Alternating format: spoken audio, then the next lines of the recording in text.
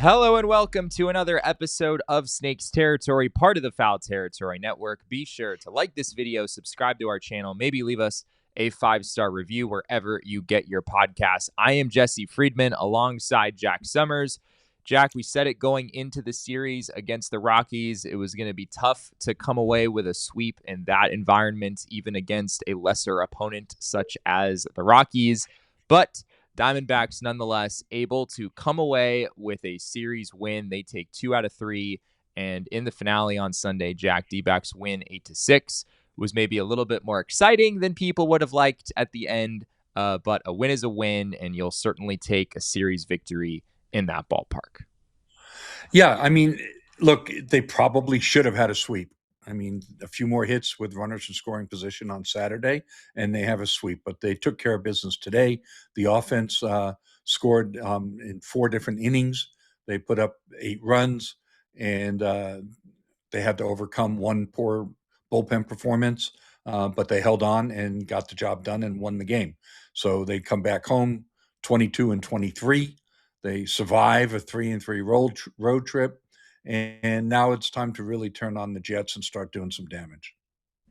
Corbin Carroll was the star of the show on Sunday, Jack. He went 2 for 4 in the game with 2 home runs, 3 runs batted in. He also drew a walk. It was his 9th career multi-home run game, starting to become sort of a usual thing. And they were no cheap shots, Jack. One of them was in the 430s. The other one was in the 440s and was 111 miles per hour off the bat. We've been waiting here for a little while for Corbin to get through a rough patch offensively, but after a good series against the Rangers and having 5 hits in this series as well, certainly feels like Corbin Carroll is in a really good spot offensively once again. Yeah, and I think, probably what's helped the most is that he's figured out his approach. He realizes he can't try to do too much. He definitely was pressing by his own admission and trying to get the big hit all the time. And that turned into a lot of chase at pitches that he shouldn't have been swinging at. So finally, he just, had that moment where the light went on and he's like, I got to take my walks. Maybe you could throw up that quote that he said. This is exactly what he said to Jody post-game. I've realized that teams are pitching me a little tough. I don't want to give away at bats searching for the big hit. I just want to take what they're giving. And that's exactly what he's been doing. He's taken quite a few walks lately. And when he does swing, he's starting to do damage again. He got his OPS well up over 900 in this series. He loves hitting at Coors Field, too. I mean, he came in with 5 career homers in that ballpark. 4 in his last 10 games. So now he's got 6 in his last 13 games. So that's pretty good. Corbin had 6 walks in the series against the Rangers and then 3 walks in this series against the Colorado Rockies in addition to those 5 hits. So he, as you said, has been taking a lot more pitches, has been working counts a whole lot better than he was recently, and it has paid dividends. His OPS now is at 933, which is kind of wild, Jack, because it's felt like for probably most, or at least a good portion of this 2026 season so far, Corbin hasn't totally looked like himself at the plate. He's been a little bit over aggressive, and yet even with a fairly extended stretch of that, he still has a 278 average and a 933 OPS. And you and I were looking at way too early all-star conversations, what that might look like in the outfield as well as some other positions. And obviously, it's still very early to be having those conversations, but you feel like Corbin is in a pretty good spot in that regard to make the all-star team once again. Yeah, well, NL outfield is really stacked. And One of the things that I said to Jesse in our offline conversation was he's got to go bonkers the next 2 weeks because the ballots hit in early June. And I don't, by the time they print them, or they're not printing them anymore, they do them online. Boy, I just dated myself.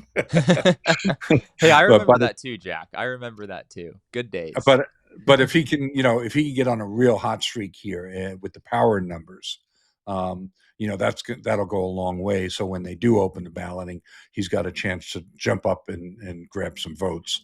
But he's got to get real hot here real fast This is a great start. I mean, we're talking about his numbers. Anytime you're coming out of a series out of Coors Field and somebody got hot in Coors Field, it's it almost feels like cheating. But you play the schedule that you're handed, and so far through 45 games, he's got a 933 OPS. He's got 7 homers.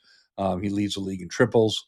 So if he can stay hot, maybe hit another 3, 4, 5 home runs over the next couple of weeks, get into double digits and keep the average up, then he's got a real shot there to start garnering some votes early. If not, then you're looking at a possibility of a reserve all-star, which, is a very good chance he would make it. There's a few other candidates on the team, hopefully, that'll also make a viable case by the time that comes around. Yeah, it's been a really, really nice stretch here for Corbin as of late. Of course, Michael Soroka was also a really big part of this win for the Diamondbacks. We'll talk about him a little bit more later. But sticking with the offense, Jack, I know swing decisions have been a big point of conversation this season, especially the chase rate. It is no secret the D-backs have had a tendency to chase out of the zone far too much, and it has hurt them in the early going here in 2026. Over the past few days, we've seen them kind of get that under control. Games like this, where you drew 4 walks over the course of this Rockies series and the Rangers series before it, the D-backs have shown a lot more patience up there at the plate. But I know you were digging into these numbers, Jack, and it isn't just about laying off pitches out of the zone. It's also about capitalizing on pitches in the heart of the zone, and the D-backs also have not done a great job of that this season. Yeah, Tori was talking about this on Friday on Burns and Gambo. And it wasn't a long conversation, but he just made a comment in there about the fact that the guys weren't attacking and getting their pitch in the middle of the zone enough, that they weren't actually swinging at them enough. But when they were doing some damage. Of course, we'd talked about the chase and swinging out of the zone too much ad nauseum, but I hadn't realized how little they were swinging at pitches right in the heart of the zone. So before I dive into those numbers that Tori instigated me to go look up, this chart that's on the screen, and sorry for the folks that are on audio only, is the attack zones that are found on StatCast. And these are not the 9-box game day zones. And this is broken out into heart, shadow, chase, and waste pitches. Now, the heart of the zone is not just the strike zone. It says 1, 2, 3, 4, 5, 6, 7, 8, 9. That's actually smaller than the actual strike zone itself. The shadow zone, which is 11, 12, 13, 14, 16, 17, 18, 19, half of that is in the strike zone and half of that is just outside the strike zone. So that's why they call it the shadow. Chase is clearly beyond even that shadow zone, and waste are pitches that nobody should be swinging at. So if you happen to be listening on audio, and you can pop back into our YouTube, or you can go to StatCast search function and look up attack zones, you can find this graphic. So I wanted to lay this out first before we look at the numbers. Now, the D-backs, shockingly, have swung at pitches in the heart of the zone only 64% of the time. That's the lowest swing rate on pitches in the heart of the zone of any team in Major League Baseball. The MLB average is 71%. So that's exactly what Tori was talking about. Now, I'm not going to overload with numbers here. When they do swing at pitches in the heart of the zone, they do well. They rank more or less in the top 10 in baseball on the damage that they're doing, batting average, slugging, etc. On the other hand, as we've talked about quite a lot, in that shadow zone, they swing at the 10th highest rate. So they're not taking a lot of pitches on the shadow, but it's not crazy compared to the league average, 53%. The chase rate, 29%, is the 7th highest chase swing rate in MLB. The average is 26. And then the waste swing rate, which is phenomenal, of 11%, is the second highest. The average in Major League Baseball is 7%. We will mention that Jesse and I were joking that waist swing rate, half of that's due to Ildemaro Vargas. He's got the highest waist swing rate of anybody in Major League Baseball at over 21.5%. Shockingly, he's got a 60% contact rate on those, which is undoable, but he does it. So that's just a little of his side. So bottom line here is the adjustment that Torrey's trying to get them to make is not only swing less at pitches outside the zone, whether it's in that waist area or in that chase area, but also hunt that pitch in the middle of the zone, go get it, and be aggressive on that pitch. And I think we're starting to see that, but it's like 2 steps forward, 1 step back. They're putting a lot of guys on base, but then sometimes in runners in scoring position situations, they're having a hard time executing. In the loss on Saturday, they were 1 for 11. I think they were 1 for 13 in the game against the Rangers that they lost, where Paul blew the save. So, those were 2 pretty bad games stuck in between a couple of high-scoring games. I think, yeah, this just underscores that swing decisions are not just a matter of avoiding chase on pitches outside of the zone. You also do want to be aggressive when it makes sense to be aggressive. And basically across the board, the swing decisions for the D-backs early in the season have been subpar in all facets. And on one hand, that's a bad thing, clearly. On the other hand, it maybe gives some optimism, Jack, that there could be another level here for this offense to reach. I mean, when you pull back the curtain on those numbers and you see that a lot of these guys are just not making the correct swing decisions, it makes you realize, like, okay, maybe there's another gear here for this group. And I know you've talked a lot about the expected stats for the offense and how the D-backs have been able to outperform those, and you wonder if that's sustainable. But if they're able to turn things around in terms of these swing decisions and start to be more aggressive at pitches in the heart of the zone, maybe they can do a lot more damage moving forward. And certainly in this Rockies series, the Saturday game aside, they were able to do that. And I think going back to Corbin, so we could bring this full circle, I mean, there he is leading by example, and he spoke the right words. The other thing that stood out to me a little bit just in his interview with Jody, just little by little, you can just see Corbin emerging as the leader. Yeah. And it's always going to be more by example than it is verbally with him. Or if it is verbal with him, it's going to be one-on-one, not in front of a large group. He's not going to run around the clubhouse being a big rah-rah guy. But, I mean, here's Corbin saying, okay, I've got to stop trying to do too much. I've got to stop trying to get the big hit all the time. And I've just got to take my walks past the baton. Of course, in his case, he can take advantage of it on the base paths as well. But that example that he's giving, if that can affect the rest of the team in a positive way, then we can start to see some of these swing decision numbers move in the right direction. We may have already seen a little bit of that happening. Well, certainly it was not just Corbin Carroll's doing that the Diamondbacks won their game on Sunday. We'll talk about Michael Soroka, as well as some other members of this offense starting to show positive signs as well. We'll also talk some negatives from the weekend. It was not a good day for Brandon Pfaadt. We'll talk about the outlook for him and some other topics as well. So don't go away. We'll be back right after this here on Snakes Territory. Some wireless plans can get a little bit crazy, a little bit off the charts expensive. Mint Mobile can get you started with 3 months of premium wireless for $15 a month. That's a pretty good Who doesn't number. Like that? The way gas prices are going up, Scott, we've got to keep our mobile plan down. And Mint Mobile is your location to keep your mobile plan down. You can add family members. You can do all that for just $15 a month. That's less than a drink in many cities these days, if you like bougie drinks. All plans come with high-speed data and unlimited talk and text delivered on the nation's largest 5G network.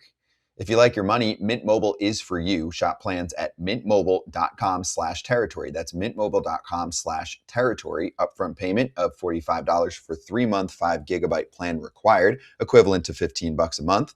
New customer offer for first 3 months only, then full price plan options available. Taxes and fees extra. See Mint Mobile for details.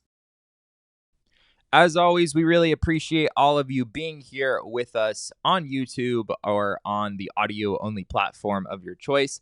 If you're joining us on YouTube, it really helps us out if you would drop a like on the video, subscribe to our channel, hit the bell icon for notifications so that you never miss an episode of the show. And if you're joining us on Spotify or Apple Podcasts, it also really helps us out if you would leave us a 5-star review. So thank you to all of you for being here with us, for doing all of those things. We really, really appreciate it. Well, Jack, we mentioned Michael Soroka's name a couple of times in that opening segment. He was, once again, very good for the Diamondbacks on Sunday. 5 2/3 innings, 6 hits, 2 runs, 2 walks, 8 strikeouts. And he just continues to go out there and battle every time out. Seems like he always gives the Diamondbacks a chance to win. And this was no exception to that, Jack. Yeah, he felt early on, obviously, they talked about it a lot on the broadcast, but you could see it watching the game, that he didn't quite feel as comfortable with the slurve in the early going. And so he was throwing a lot of cutters early on and using that to get in on guys' hands, had, spotless first 3 innings. Ran into a little bit of trouble there with 2 outs in the 4th. He had a cutter that didn't get in enough, and then he had a slurve that didn't get in enough. A couple of doubles were hit there, and he threw a 4-seam fastball right down the middle, and that was knocked for a ground rule double. And I even, like, on Twitter, I kind of thought, okay, that's a little bit of a red flag for me, because you just never know how altitude's affecting these guys. His velocity wasn't down, so there wasn't any obvious degradation of the stuff. But all of a sudden, just boom, boom, boom, unable to locate properly on 3 different pitches was a bit of a red flag. But he got through it. He only gave up the 2 runs, got through a mini jam in the 5th, and got into the 6th inning. So kudos to him. It was a good outing. Jesse and I, once again, joking offline about the fact that his FIP and XFIP dropped in the game, but his xERA probably went up because the walk to strikeout ratio is excellent, of course.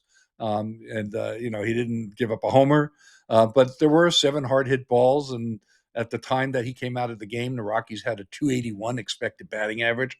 So I wouldn't be surprised if StatCast xERA probably bumps him up a little bit higher while the FIP and XFIP continue to drop. So that's kind of why in the past you've seen me use like all of these different expected metrics and kind of meld them together, because they're all telling us something different. But when you average them out, it actually passes a smell test more often than not. I was impressed that you mentioned the slurve not really being there for him in the early going of this game. He still got 9 whiffs on that pitch. It was his most used pitch in the outing, and particularly at Coors Field, where breaking pitches just tend to not really break. The fact that that was still such a weapon for him throughout this game was impressive. You mentioned the cutter. That was also a big pitch for him in this one. He got 4 whiffs there, 2 more whiffs on the changeup, a total of 16 in the game. So pretty good amount of swing and miss there for Michael Soroka. Torey Lovullo said after the game that, maybe outside of Coors Field, Soroka might have had a chance to get out of the 6th inning, get the final out there. But given that it was Coors and Soroka was at 98 pitches, Torey brought Ryan Thompson in, and Thompson was able to get a ground out there of Kyle Karros to end a bit of a threat in that inning. So another really clean outing here for Michael Soroka, especially in that environment. He deserves a ton of credit. From there, Jack, it was a bit of an adventure. The Diamondbacks were able to get out of the 6th once again with Ryan Thompson stepping in. Juan Murillo put up a clean inning in the 7th inning. And then Torey Lovullo went to Brandon Pfaadt to try to presumably just finish off the game, see if he could get 2 innings with a 6-run lead and get out of there. Unfortunately, that did not work out. Pfaadt was able to record only 1 out in that 8th inning before being removed. He was ultimately charged with 4 runs, and fortunately, it did not wind up costing the D-backs this game. Yeah. Hey, I want to give a shout out real quick because you mentioned Ryan Thompson coming into the game. Manny Rondoa wrote an article, and it was about Ryan Thompson asking Kevin Ginkel for his autograph. Had to do with Kevin, coming into a bases load situation and getting out of it. As a bullpen guy, Thompson said, you don't get much of the glory, but you get all of the hate when things don't go your way. And I also want to give a shout out to a listener, J Armstrong at J Armstrong AZ. He made a really, I thought, pretty cool comment on Twitter. He said, "I hope that's not the real takeaway the bullpen guys get from their role. I know I think of bullpen arms as problem solvers. They insert themselves into situations they didn't create but must take control of. In a way, they are the team's first responder." So I just thought that was a pretty cool vantage point. I mean, look, we obviously sometimes there are cynists as well, but Yeah. I like the glass half full approach that he took there, and also want to give a shout out. I won't say his name, but his son is a budding sabermetrician, and we kind of chatted offline about working on some new metrics and ideas and ways to measure pitching. And so I just thought that was really cool that one of our listeners had one of his sons reach out, and so I wanted to give credit for that. I just think that's an awesome thing. Going back to the Ryan Thompson, can I get your autograph moment with Kevin Ginkel? That was pretty funny. That was, of course, referencing the 8th inning of Saturday's game where Ginkel inherited a bases loaded, nobody out situation. Unfortunately, Brandon Garcia, who had been so good and thrown so many strikes, was not able to throw strikes in the Saturday game. And Ginkel somehow was able to escape that 8th inning without allowing another run to score. Unfortunately, D-backs just couldn't buy a hit with runners in scoring position throughout that one, and they lose anyway. But definitely a good shout out on Thompson's part. It is true that, as analysts of this game, we can certainly be guilty of blaming relief pitchers when things don't go their way and kind of ignoring them when they do exactly what they're supposed to do. A couple of other things on this Sunday game to hit real quick. Gabby Moreno had a third consecutive multi-hit game. He had 3 hits, a couple of runs scored, a walk as well in the Sunday game. He's really starting to look good offensively. And then Lourdes Gurriel Jr., it took 80-something plate appearances. It took a while, but Lourdes did hit his first home run since coming off the injured list. He had 2 hits in the game, a couple of runs batted in. And he has started to show some signs of life here in recent days. Lourdes now sitting with an OPS that starts with a 6. So we're making progress on that front. Tori was also asked about Lourdes on the radio, and there was kind of a whiff of a hint, like, they know what's going on, obviously. It just didn't seem like he's got unlimited rope there.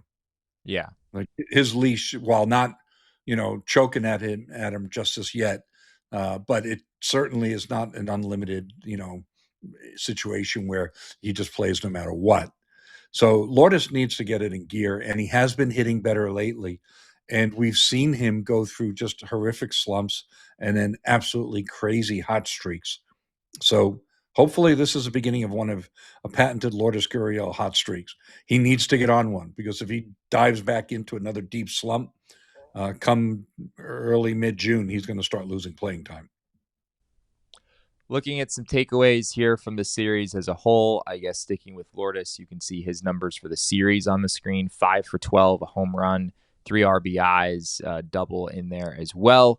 Corbin, we already talked about, with 5 hits in the series. Gabby with 5 hits in the series as well. He only started 2 out of the 3 games. Eduardo Rodriguez, Jack, did not get the win in Saturday's game. It was a brutal start for him. He'd given up 7 hits in the second inning. He'd gotten 4 outs and given up 7 hits to start the game. There was quite a bit of hard contact there, maybe a bit of bad luck as well. But he, to his credit, was able to hang in there and give the D-backs a chance to win. His final line in that one: 5 1/3, 9 hits, 3 runs, no walks, 6 strikeouts. Not as good as many of Erod's outings this season, Jack, but I thought it was pretty impressive to bounce back the way he did, especially in that ballpark.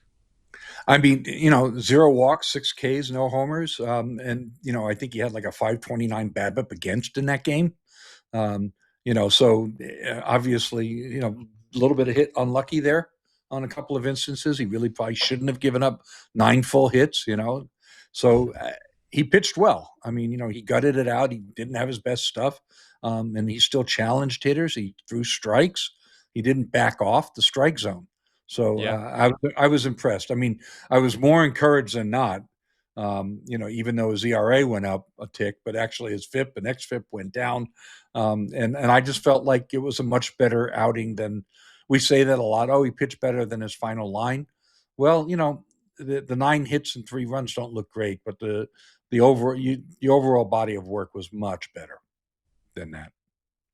Erod, his FIP is now 3.85 this season, so still quite a bit higher than the ERA, but certainly better than what we've seen from him in the past couple of years. So yeah, decent outing there for Erod. Unfortunately, yeah, D-backs just really struggled offensively to come through with any kind of a hit that mattered, and Brandon Garcia with a bit of a rough one in the later innings there. Adrian Del Castillo, Jack, another player we wanted to hit on. I know he just started today's game. He only had 6 at-bats in the series, but he was 0 for 6 with 3 strikeouts, and it's starting to feel like a bit of an uphill battle to justify Del Castillo's playing time. I know people have been wanting to see Jose Fernandez in there more often. Fernandez got a decent amount of playing time in this series with Ketel Marte sitting in the finale. But I guess with Del Castillo having the numbers he does right now, I don't know what the path forward is here. It doesn't feel like Del Castillo necessarily should start, against a right-handed pitcher every single time out. Yeah, I mean, I think we have to defer to the wisdom of the masses. I mean, there's been a lot of people that have called out and said, hey, if Del Castillo's not going to hit better than this, what's the point of left-right platoon? Especially when Fernandez can impact the game in other ways using his speed or when he's playing defense, So there's legitimacy to that quite a bit. And it's just the bell call for this has gotten louder and louder and louder. Now, they're going to face Robbie Ray on Monday. So I would assume that Fernandez will be back in the lineup again on Monday, and he's getting a run here and getting an opportunity to pull up out of his slump. I think he was he 4 for his last 12 or something like that as well. This is something that we have to keep a close eye on. I don't know if they're going to make a roster move, but certainly Del Castillo's, he's got to start losing playing time. His numbers are just abysmal at this point. I think he's down to 53 WRC plus. Yeah, it's not pretty. And if you look at even his underlying numbers, they're not great either. Tim Tawa actually has a higher xWOBA at this point, which is a hitting stat that looks at quality of contact and walks and strikeouts and kind of puts it all together. And Tim Tawa obviously has not hit much this season either, but at least he's drawing walks and finding his way on base. Adrian Del Castillo just really has not been able to contribute at all offensively. So it does feel like, if you were to make a roster move there or explore that possibility, there isn't really anyone in Reno right now that is banging on the door, especially when, you're probably looking at a DH slot, and you would probably prefer to have a left-handed hitter, and that's just not something the D-backs really have in Reno right now. Yeah. By the way, Tim Tawa's only had, I think, like 5 plate appearances in the month of May. Yeah. He's been given 0 playing time.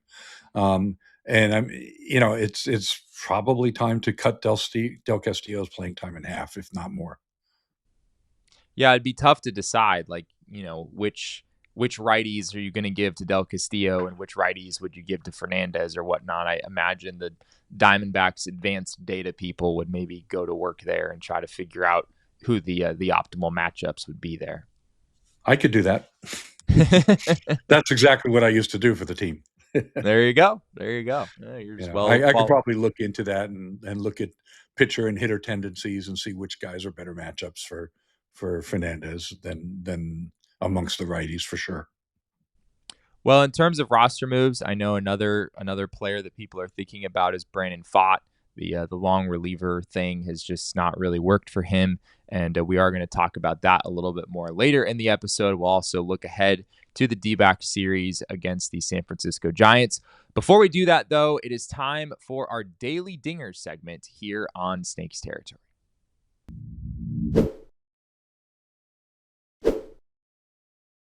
Well, Snakes Territory is brought to you by FanDuel. Baseball fans, the MLB season is in full swing, and FanDuel is giving you a chance to call your shot with daily dingers.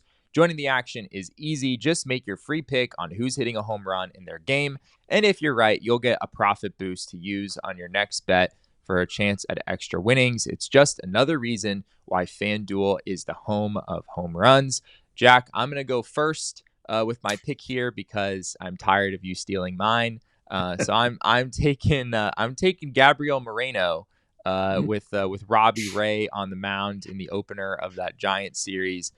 Gabby, as we said, he has 5 hits. He had 5 hits in the series. Has 3 straight multi-hit games.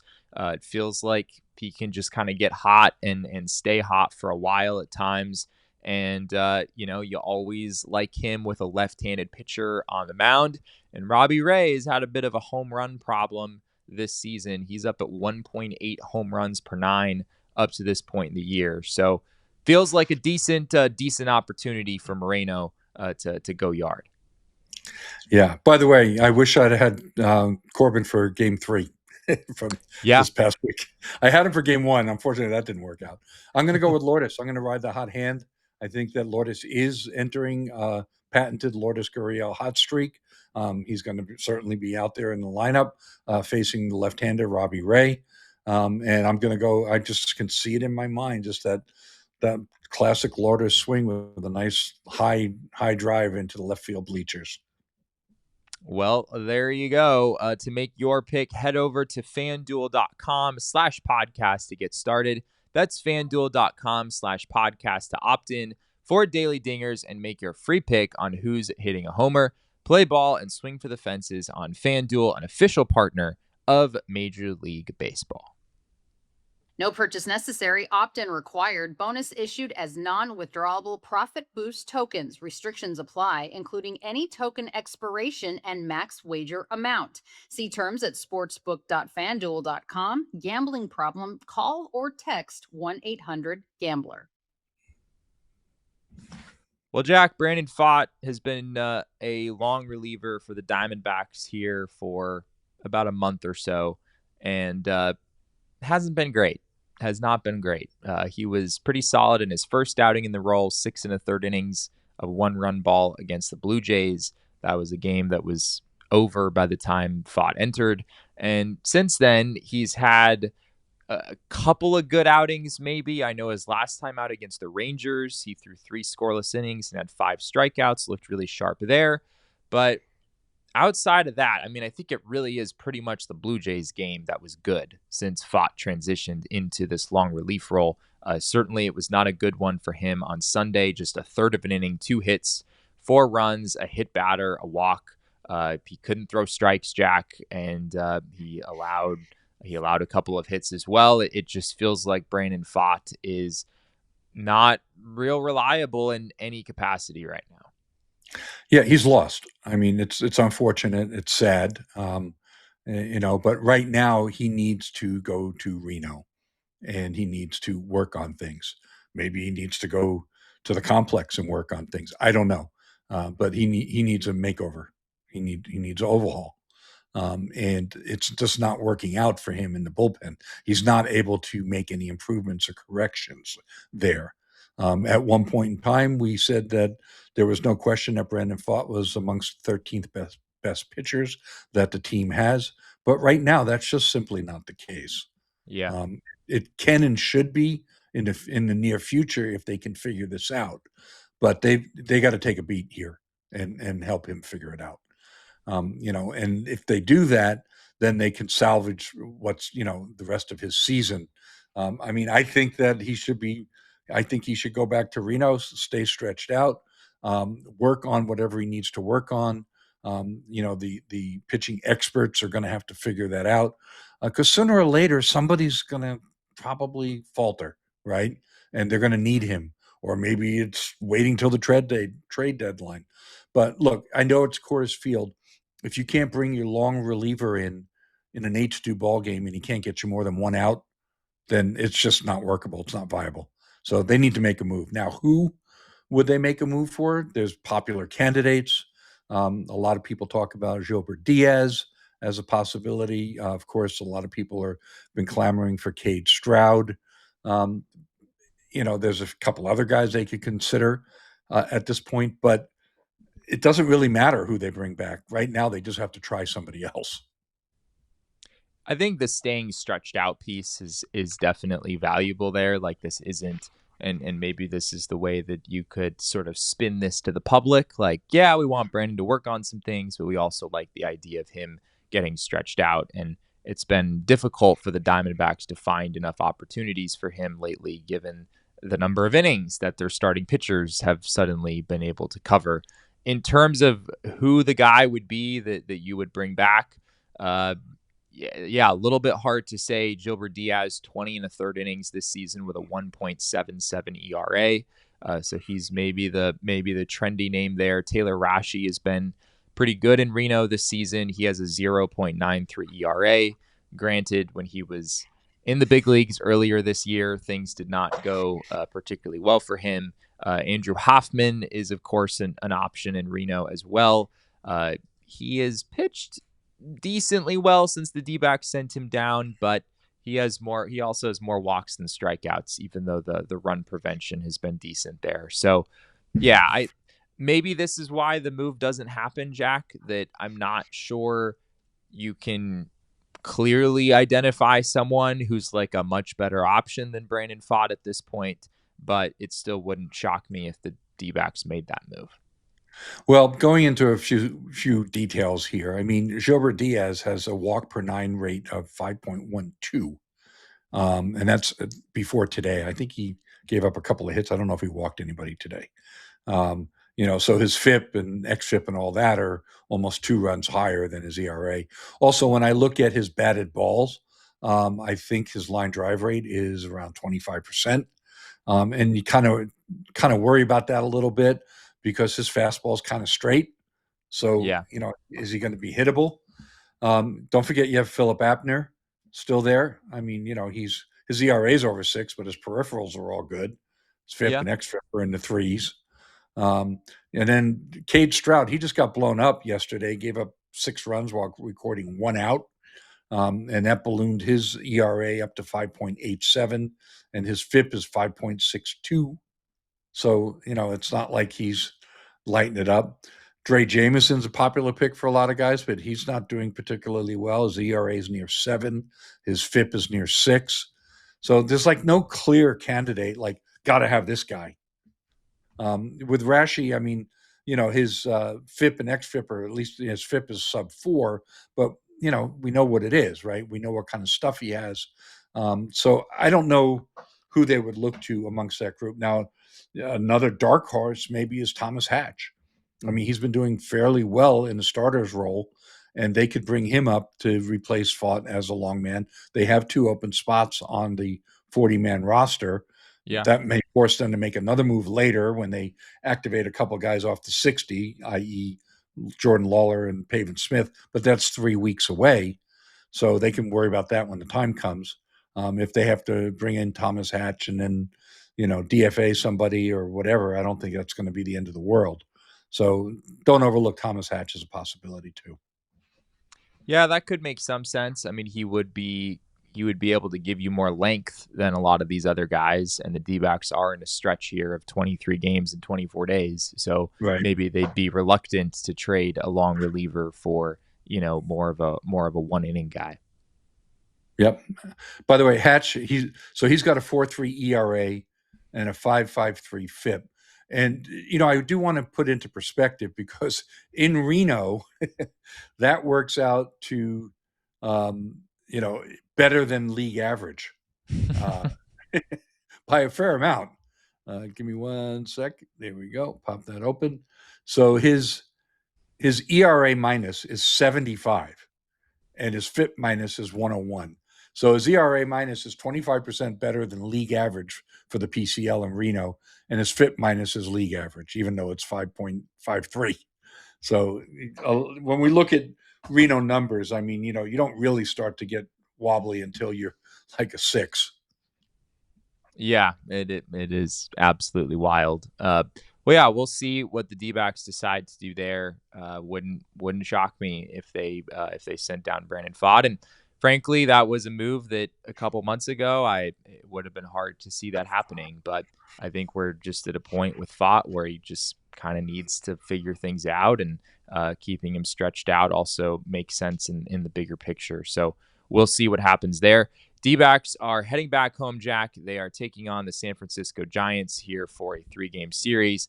The Giants, like the Rockies, have struggled in the early going. They are just 20-27 this season. Played a little bit better lately. They've won 6 of their last 10. They just won back-to-back games against the Athletics. But the numbers for the season still not great. They're at a minus 37 run differential, entering today a 90 team OPS plus. So the offense has certainly struggled.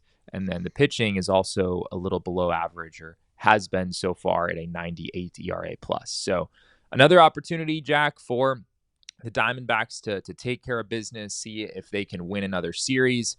Here are the pitching matchups for this series. It is Robbie Ray against Zach Gallen on Monday, Landon Roop and Ryan Nelson on Tuesday, and then Tyler Mahle and Merrill Kelly in the finale on Wednesday. So, Jack, what stands out to you about this series with the Giants? Well, Robbie Ray's got a very nice, tidy 3.04 ERA. His one loss is 3-5 because his run support has been 2.92 runs per game per 27 outs. His advanced stats, xERA and FIP, much higher than the ERA, 4.58 and 4.92. So maybe it's time for Robbie Ray to regress a little bit to the mean, and no time like the present, because he's going to be facing the struggling Zach Gallen, who everything is like 5s across the board, ERA and expected. I mean, Zach, even you take away the 3 earned runs for the recent scoring correction, still has a 5 ERA, and he's earned it. Landon Roop, he's been pretty good, right? 3.49 ERA. His xERA and FIP are almost a run lower at 2.74 and 2.67. He's been a pretty tough customer. Yeah. But Ryan Nelson's been hot. 19 1/3 innings in the month of May. He's only given up 5 earned runs, 2.33 ERA for the month of May. So while his season ERA of 5.4 doesn't look very pretty, he went into May with a 7.71. So he's already knocked, almost 2.5 runs off his ERA. Merrill Kelly, of course, is coming off that fabulous complete game shutout in Coors Field. Hopefully no after effects from that for him. Tyler Mahle has been kind of weird. He was alternating like 0 runs allowed in 5, 6, 7 innings, and then giving up 4 or 5 runs. And he had like that kind of alternate thing going. And then he had 2 back-to-back bad outings. He's capable of putting up zeros for 5, 6, 7 innings, but he's also capable of giving up 5 runs at a time. So we'll see what they get out of him come the series finale on Wednesday. It's been a weird year for the Giants offense. Rafael Devers has just not hit this season. He has 59 strikeouts and 189 plate appearances. Willy Adames has really struggled. Matt Chapman has really struggled. The most valuable position player on the Giants this year is Luis Arraez, which if you had told me that coming into the season, I don't think I would have believed you. But he is hitting 318 with a 122 OPS plus. This has been a good version of Luis Arraez up to this point. D-backs fans might be happy to learn that Patrick Bailey is no longer a member of the San Francisco Giants. Bailey was having a really miserable start to the year, but has a history of sort of terrorizing the Diamondbacks. So he went out to Cleveland in a trade here in recent days. So no more Patrick Bailey in the Giants lineup. But there's certainly some other hitters, Jack, that, when you hear Matt Chapman and Willy Adames and Rafael Devers, like you figure these guys are going to get going at some point this year. Yeah, and they just scored 10 runs on 12 hits today on Sunday. Yeah. So let's hope that they're not just gearing up to get hot just as they're coming in here. Well, that is all that we have for this episode of Snakes Territory. Really appreciate all of you being here. Once again, be sure to drop a like on the video and subscribe to our channel here on YouTube. Leave us a comment. We always enjoy hearing from you. You can find us on Twitter. I am at Jesse N. Friedman. Jack is at ShoeWizard59. And our show is at Snakes Territory. And of course, you can find Jack's written work over at Arizona Diamondbacks on SI. Jack, any final thoughts here as we head into another week? Well, the D-backs got to keep pressing forward and take advantage of this schedule. This week and next is critical. D-backs have 3 with the Giants and then 3 more with the Colorado Rockies after that. So definitely a 4 against the Colorado Rockies after that. I stand corrected. So a big opportunity here for them for sure. Well, thank you again to all of you for being with us. We really appreciate your time, and we'll be back with another edition of Snakes Territory very, very soon.